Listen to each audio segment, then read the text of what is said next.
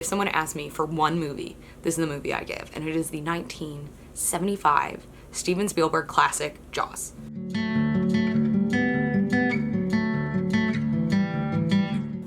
Hi everyone, welcome back to Popsicle-Frog Knits.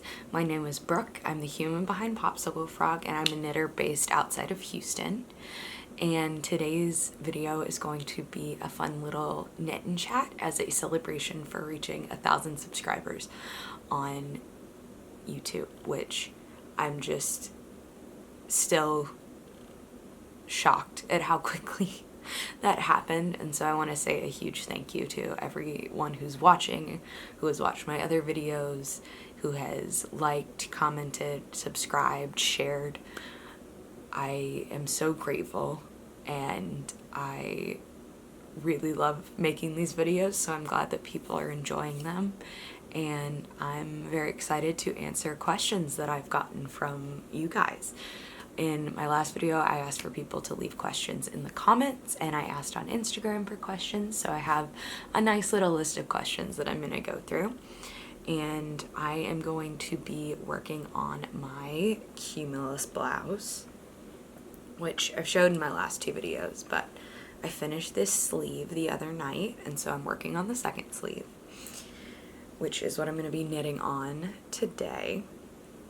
And so if you guys want to go grab your knitting, your crocheting, other crafts, those, whatever you do while watching these, go ahead and grab them so we can work at the same time.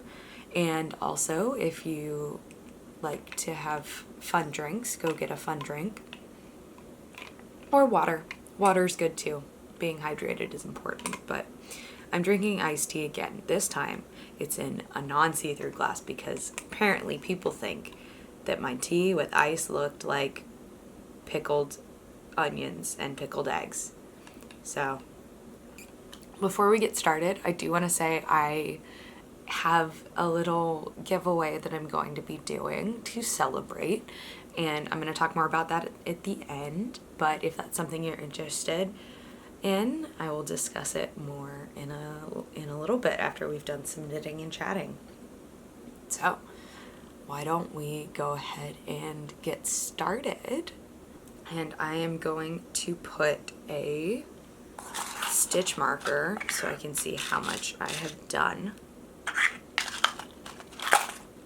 I like to use these little light bulb removable stitch markers. They're my favorite. Excuse me. They're my favorite because I like that I can put them places and remove them, and they work on almost all my needles. So let's stick. Let me do a couple stitches. Alrighty, so I put in my little removable stitch marker so I can keep track of how much I do while we chat.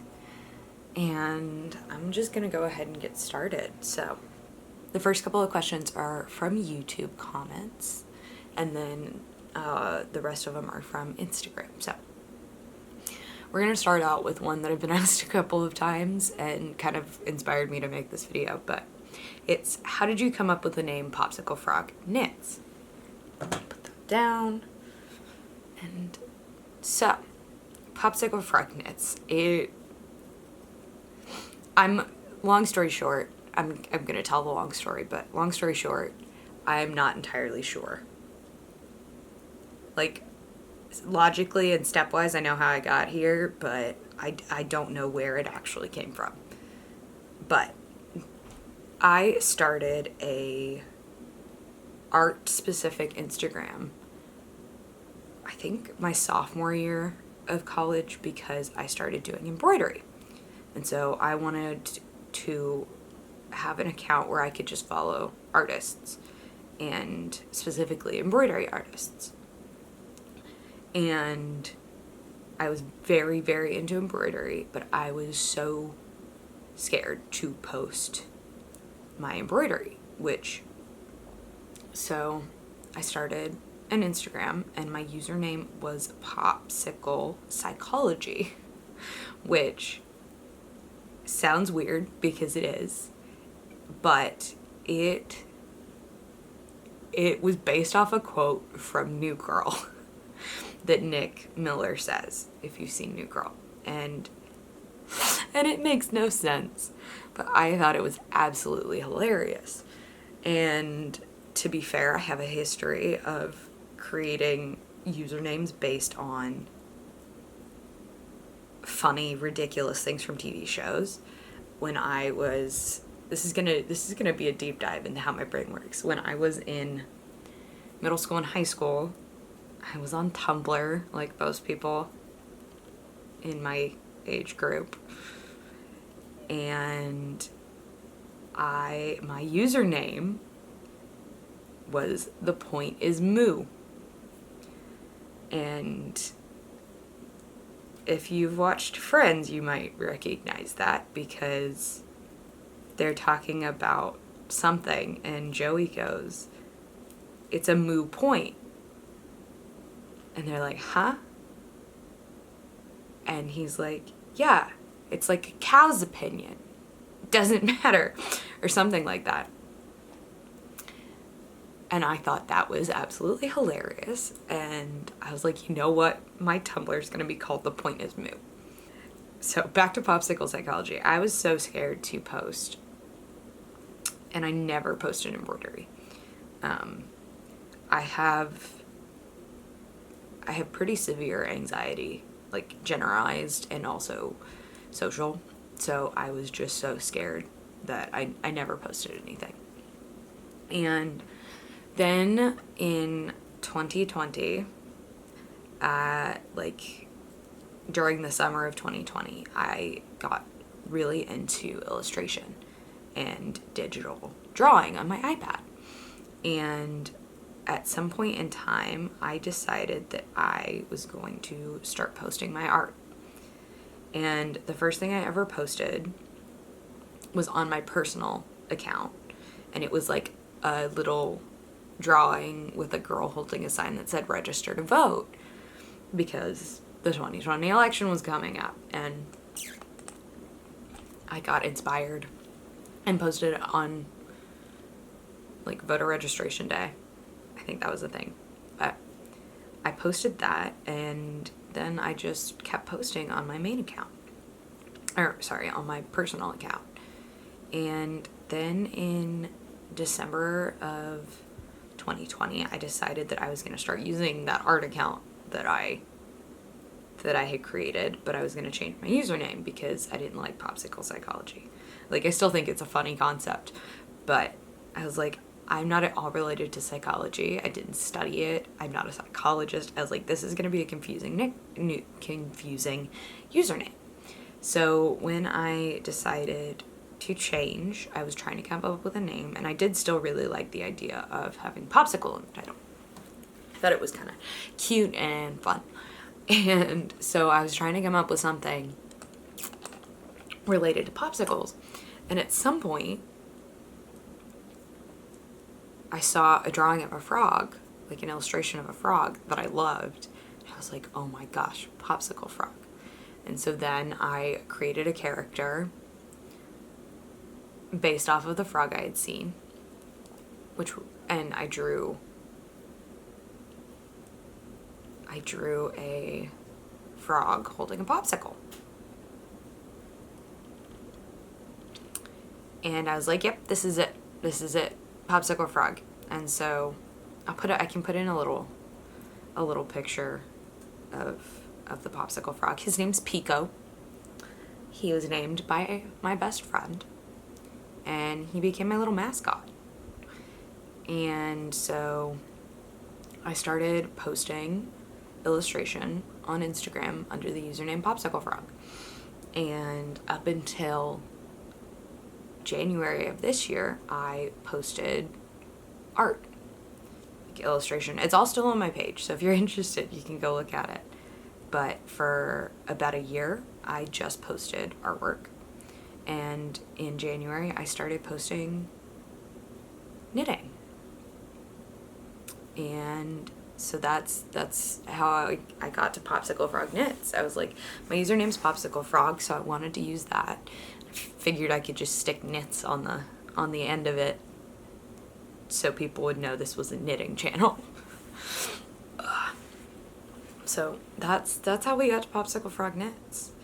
And I've kind of run with it. He's now my mascot. I'm branded as Popsicle Frog. Like it is what it is. I don't mind it because it makes me happy. So that's how I got the name Popsicle Frog Knits, which is a very long-winded story that is really just, I randomly came up with it. But let's go to the next question. So, do I crochet as well as knit? And the answer to that is kind of. So I do know how to crochet. I tried learning crochet a couple years ago, and I could not, for the life of me, get the hang of it. Like, it was terrible. I was like, this sucks. I hate this, and gave up. Which, excuse me, is a personality trait of mine. If I'm not good at something right away, I'm done with it. I hate it. Never again. But after I started knitting, I decided I wanted to try crochet again. And so I have not crocheted any garments, and I've really only crocheted one pattern, and it is the Tulips bag by Nastia Crochets, and I love it. I use that bag like all summer. I love it so much. I also made another one as a gift, and I plan to make another one for my mom. It's such a fun pattern doing the tulip stitch, which is basically, it's very similar to the bubble stitch if you're a knitter. One second, I gotta count my row. But that bag is the only pattern I've followed. I've also made some little face scrubbies off of a free pattern that I found on someone's blog. And I've done some granny squares, which is how I figured out crochet, as I started with granny squares. And I do own one of Lisa from Lisa's Knit Club. I own her cottagecore scarf pattern, but I struggle with the concept of tapestry crochet, so I have not made it. And I really, personally, for me, crochet is more for accessories. The way that crochet looks in garments, it's not my style. I prefer how knitting looks so much more. So though I will say Nastia Crochets has a new pattern, which is the Florence Cardi, I believe, and it is absolutely gorgeous, and I would 100% make that. But other than that, I don't really see myself crocheting garments. I'm not going to say never, but it's unlikely. So, I do crochet. Not as often and not very much, but I do know how to crochet, and I have followed some patterns. So, let's go on to the next one. Alrighty, we're switching to Instagram questions now, and then this one was asked by Amanda of Knits by Mandy, which if you have not watched her videos, you should. I love them. But she asked, what inspired me to start making my own clothes? So, we're gonna back it up to December of 2021, which is when I picked up knitting. So, when I was little, I did have like, if you're an American who is around, I don't even know how long they've been around, but there was a brand called Klutz, which is Klutz, I believe, and they were kind of like a craft brand that had like books and kits of stuff at Barnes & Noble. And so when I was little, I bought a knitting kit, and it gave you yarn, it gave you knitting needles, which I do still have, and it was to make a scarf. And I started knitting, and it was just a garter stitch scarf, so I only learned the knit stitch. I did not learn how to purl. And I said earlier that if I'm not good at something, I give up on it, and that did in fact happen with that, because my scarf, it was not scarf shaped. It started like this, and then it went like that and had holes everywhere. So I gave up on it. And then my freshman year of college, I was like, I want to try knitting again. But again, I just knew the knit stitch. And for some reason, I didn't like look up anything on YouTube. I again started trying to knit a scarf, and it was just a garter stitch scarf, but the yarn I chose was terrible, and I made it like that big, so it would never have worked as a scarf because it was too dense. Because I also didn't know anything about gauge or what knitting needles to pick, and so I gave up on it again. So then flash forward December of 2021, I started getting recommended like knitting content on Instagram, and I like started looking at knitting patterns and was like, oh, I want to be able to make that. So I decided I was going to try knitting again. It was right before Christmas. I started following my first pattern on December 23rd, and it was the Camp Socks by Ozetta Knitwear. And I started with a sock because I knew that I forgot to do nope, I had done the decrease, so I just undid it and have to redo it again. I knew that a sock was going to be one of the harder projects that there is in knitting, and I was like, okay, if I can knit a sock and I get through making this sock, I'm not going to be scared to knit something else. So I was like, I'm going to start with something difficult and see how I do. And I mean, that sock is full of mistakes, and it doesn't have a partner. So I did reknit the pattern, and I made an actual pair, and they are huge because, again, I didn't know what gauge was. And I made them too big. So I've never worn them, but I do have that pair of socks, and I have the singular sock because I'm sentimental. But then once I had done that, I started, because I had watched a bunch of tutorials on YouTube, I started getting recommended like knitting blogs and knitting videos. And I believe the first person whose videos I watched was Bethany of Well Loved Knits. And I like saw all the things that she was making, and I was like, oh my goodness, I want to make those. So the first garment pattern I actually followed was the seamless mock neck sweater by Bethany.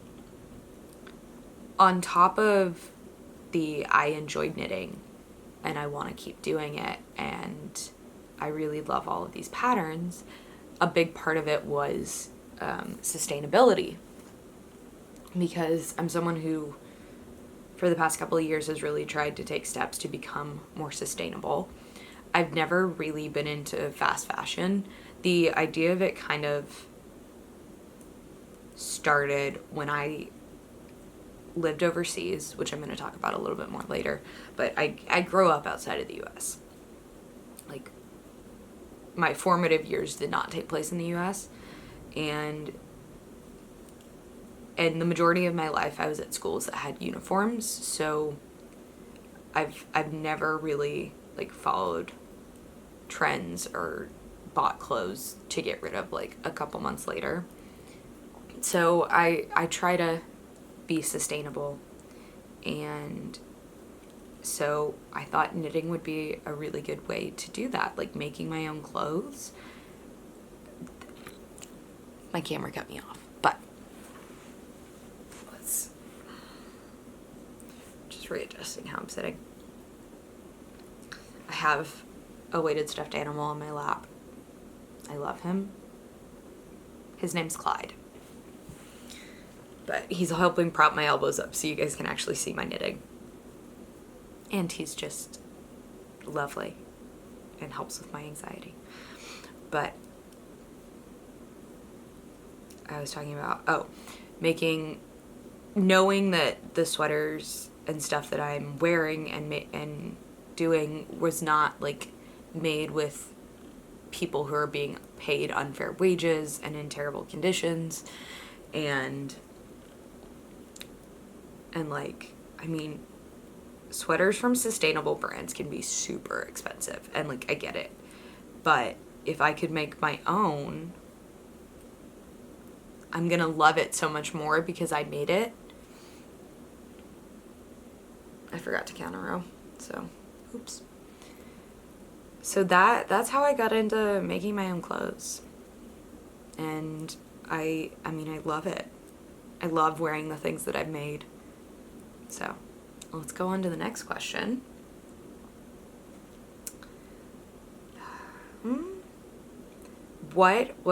So the next couple of questions are similar, but have slightly different answers, so I'm just gonna go through them pretty quickly. But what was your favorite project so far?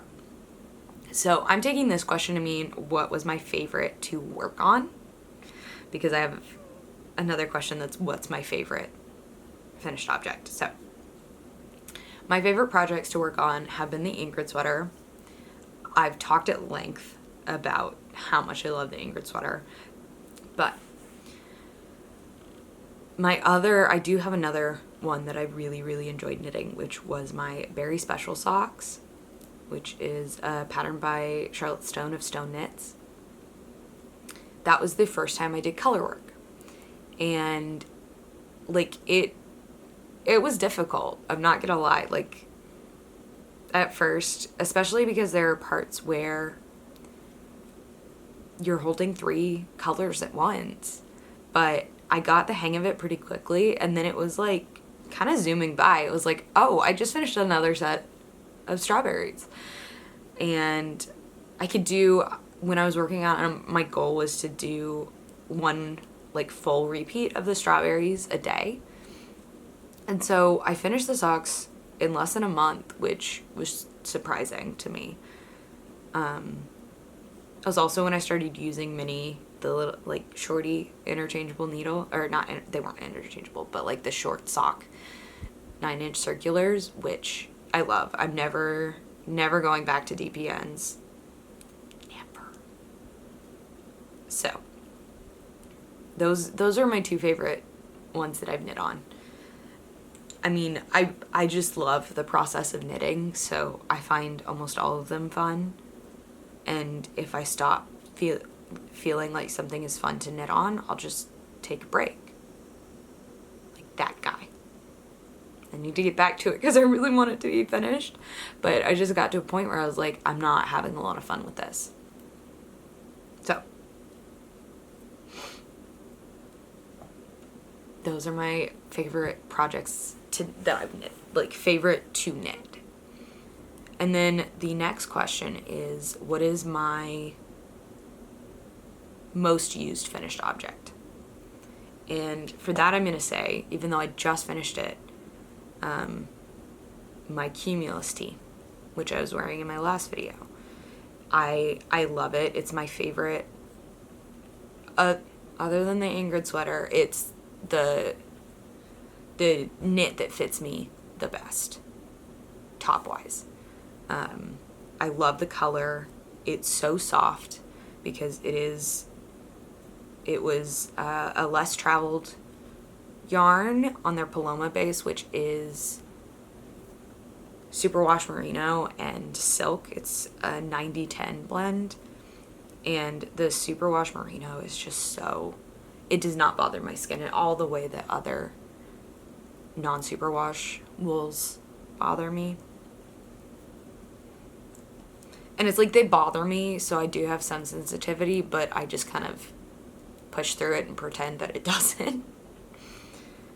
But that one is so comfortable. My other most worn knit is my Hemingway shorts, which I absolutely love, and I'm shocked at how much I've worn them. Like, I can't wait till next summer when I'm gonna make another pair for myself, because I'm not a shorts person. I almost always wear jeans or other pants. But those shorts, I love them.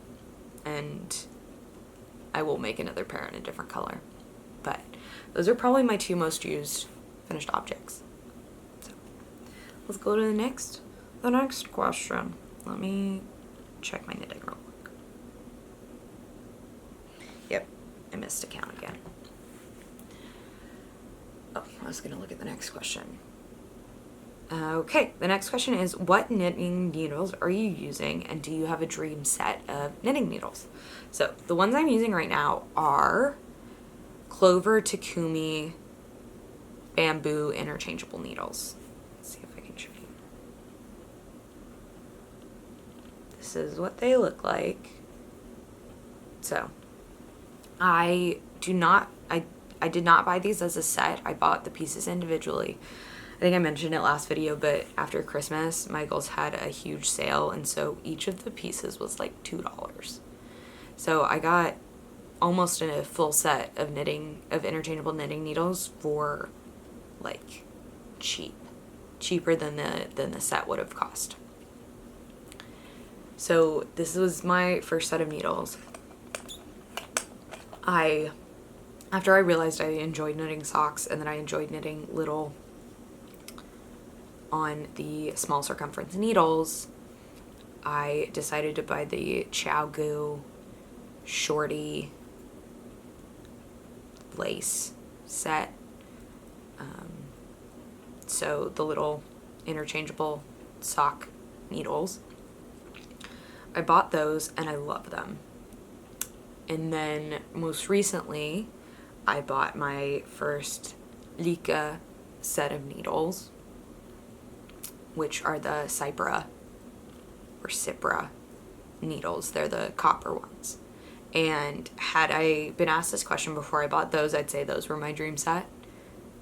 And I love them. I need to get a copper polishing cloth because they do have some of the patina, which is like the discoloration that copper gets, and I don't mind a little bit of it, but I do want to keep them like nice and shiny because I just love the color of copper. So the one set that I do want to get, and then I probably don't need more sets of needles, is the other ChiaoGoo shorty set that have the bigger needles. So then I can do sleeves and necklines and stuff better because I hate magic loop. Hate it so much. I always have laddering issues. The first time I did it, I did not have laddering issues. And then every time I've done it since, I can't figure out how to keep it from laddering. So I just don't use magic loop. I know some people love it, but I am a tiny circular needle all the way. So that's the knitting needles I use. I think we got a couple more questions. My camera battery light is flashing, so let's see if I can get through this before it dies. But okay, the next question is from Chris from the Raw Obsidian Knitting Podcast. If you have not watched their videos, you should. They're lovely.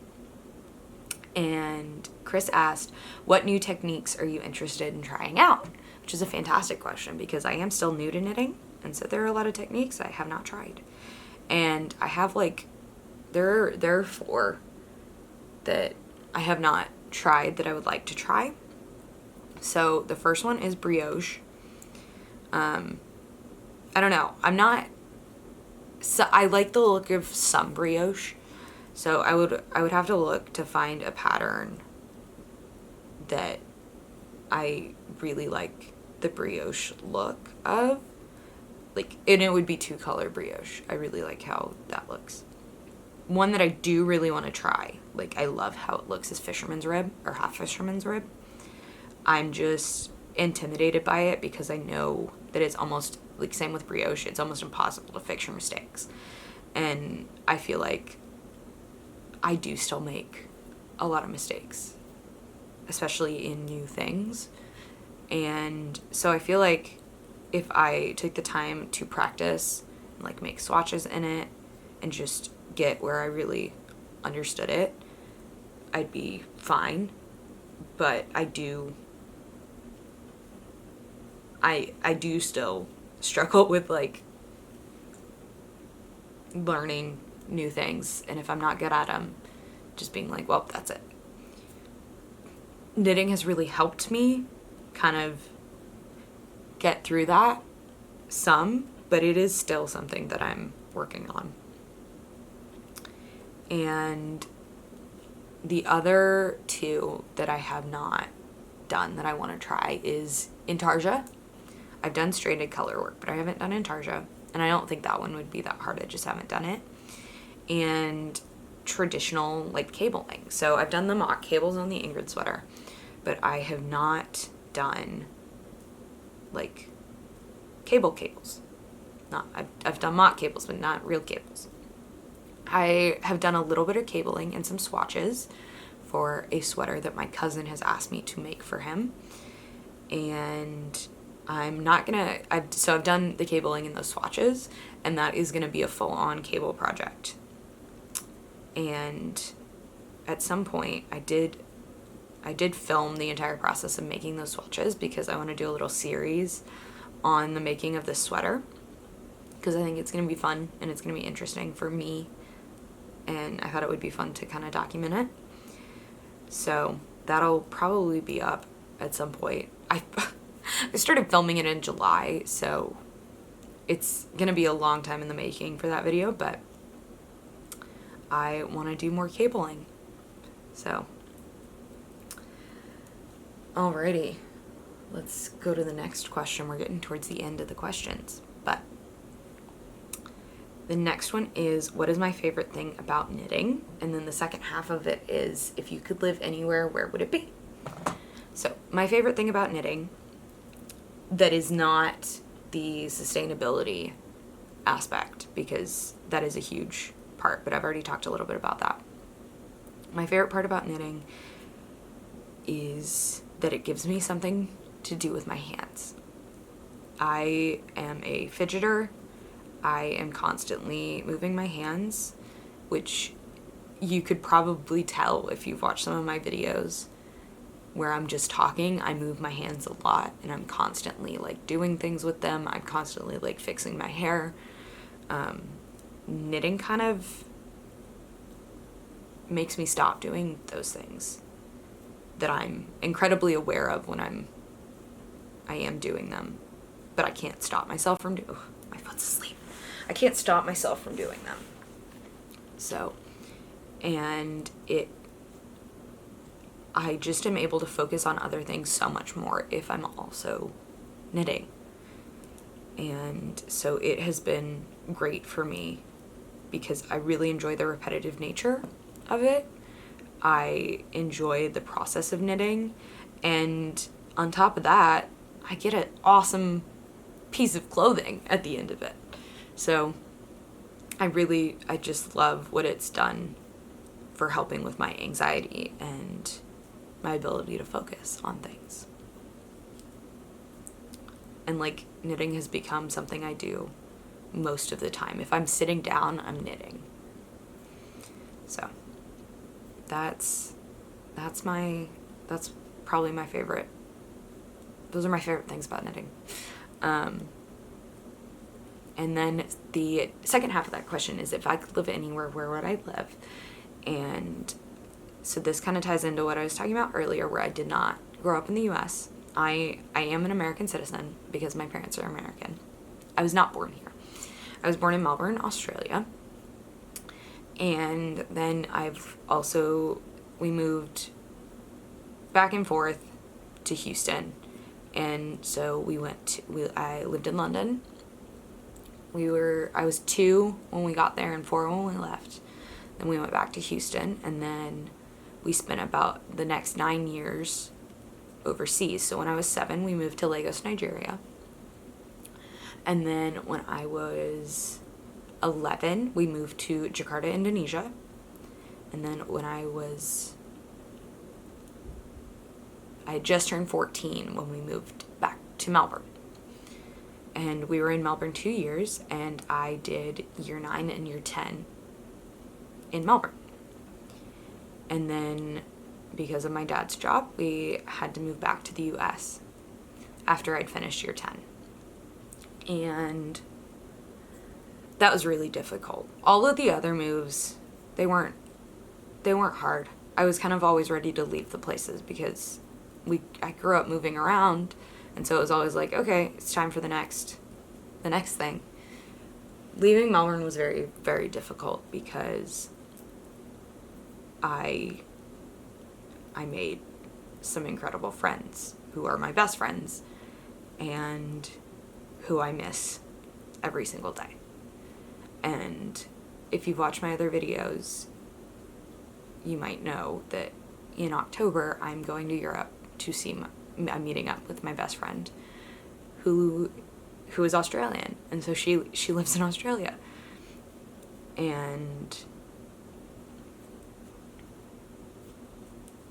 so if I could live anywhere, it would be Melbourne. I love it. I miss it so much. Like when I was in high school, we thought we were going to be there until I graduated, and it was always my plan to stay.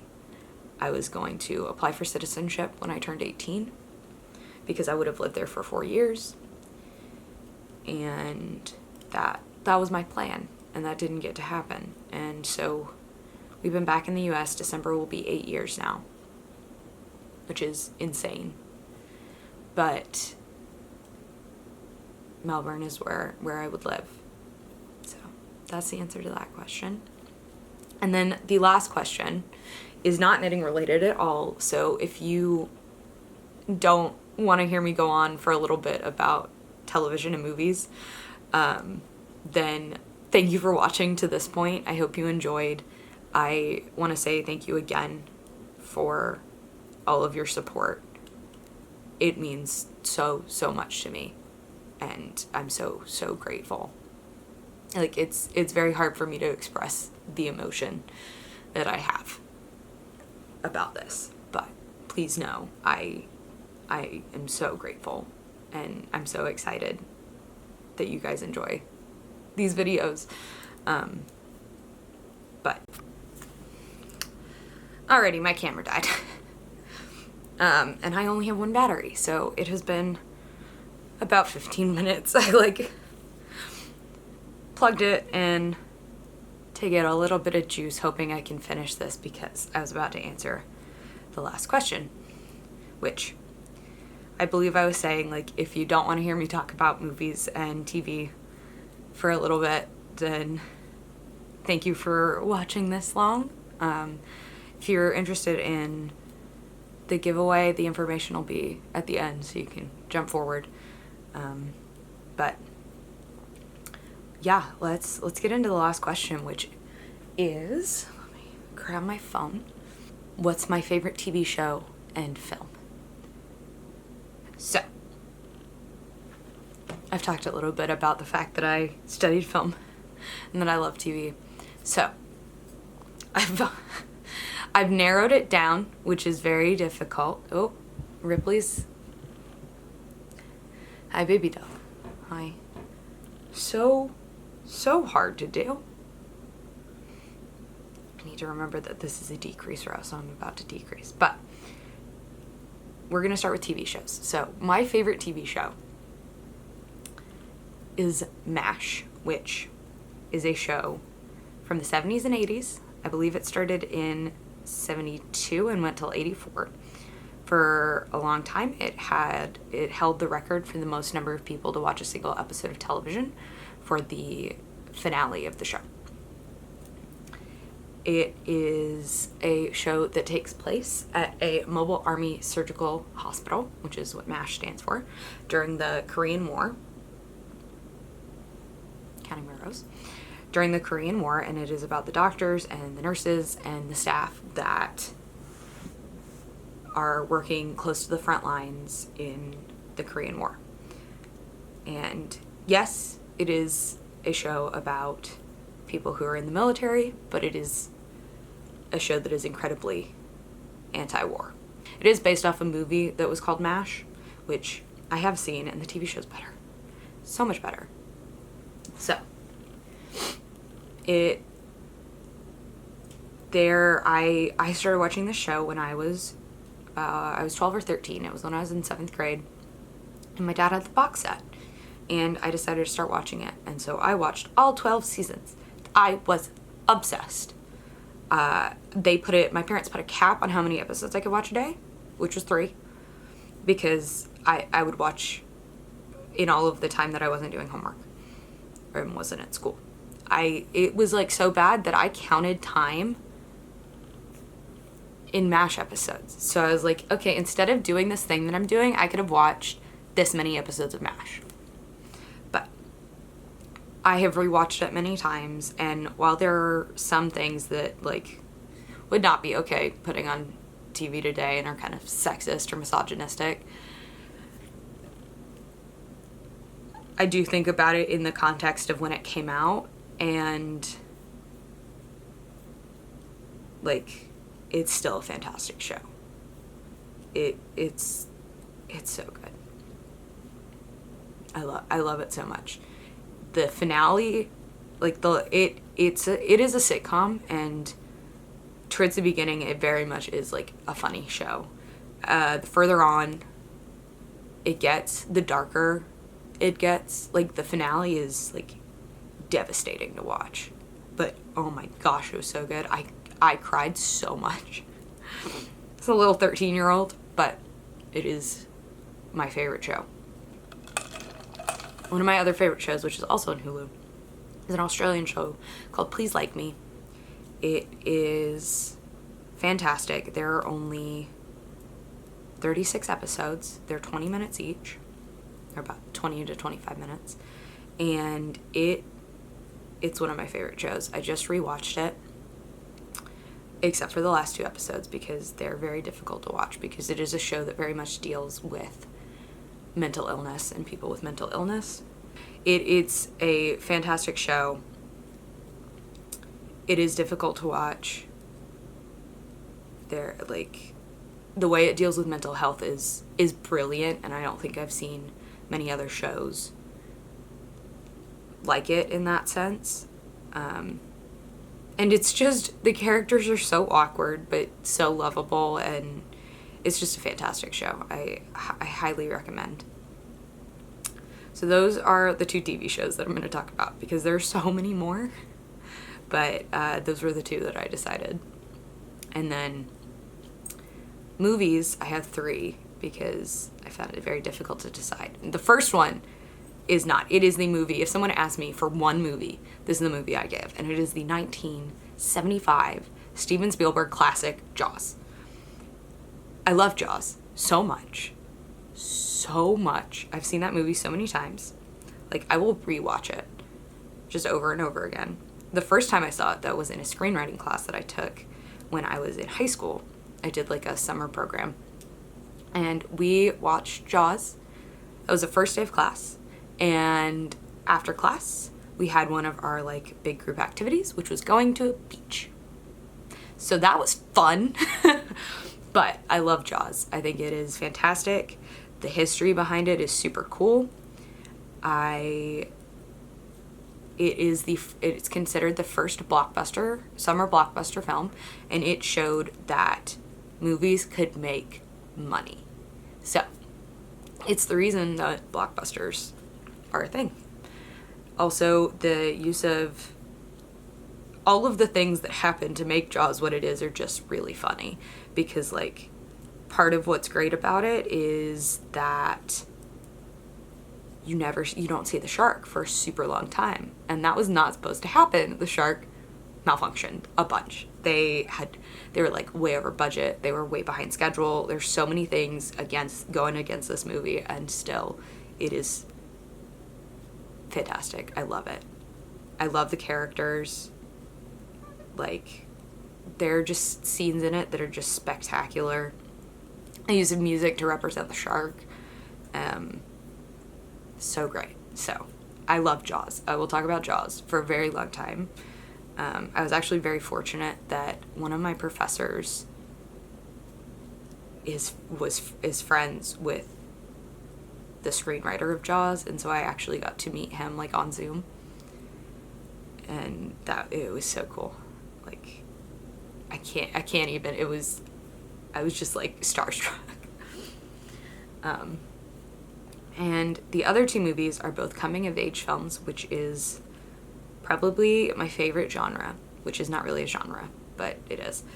And so the two films are Moonrise Kingdom, which is a Wes Anderson film, and Stand By Me, which is a Rob Reiner film based off a Stephen King novella, short story.